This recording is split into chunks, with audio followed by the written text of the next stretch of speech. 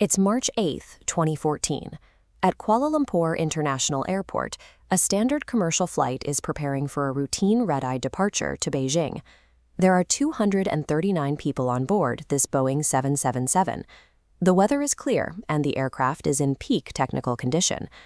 At 1:19 a.m., the pilots sign off with air traffic control for the final time, giving a standard "Good night, Malaysian 370." Nothing in the tone of the pilots or the data from the cockpit suggested that anything other than a routine landing in China was ahead. A transponder broadcasts a plane's location and altitude to ground crews. But at 1:21 a.m., MH370's transponder suffered a total blackout. Without that signal, the aircraft vanished from civilian radar screens. There were no distress calls and no warnings of mechanical failure. It is rare for a 300,000-pound machine to simply stop existing in monitored airspace, especially in an era defined by relentless global tracking. While civilian controllers lost the flight, military defense radar continued to track a primary radar return, a ghost trace of an unidentified aircraft. This military data revealed that the aircraft deviated from its path to Beijing, making a sharp, unexpected turn back toward the west. The trace shows the aircraft crossing back over the Malay Peninsula and heading toward the Andaman Sea, far from its destination.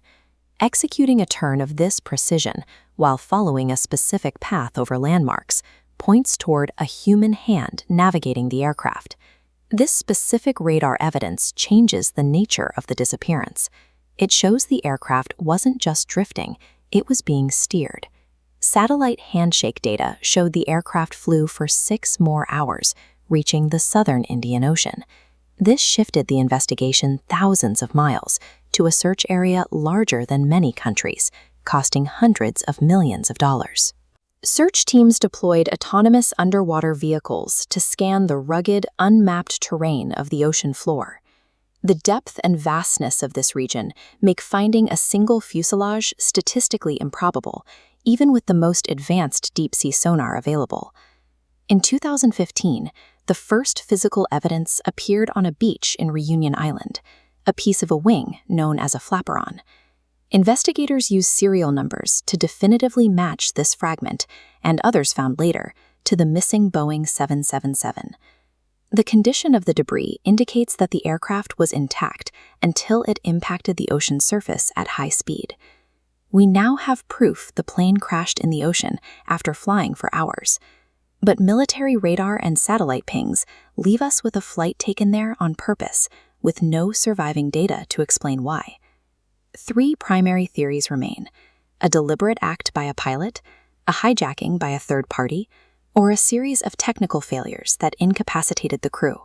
While a mechanical fire or oxygen loss could explain the initial radio silence, these theories struggle to account for the multiple deliberate turns and the hours of flight that followed.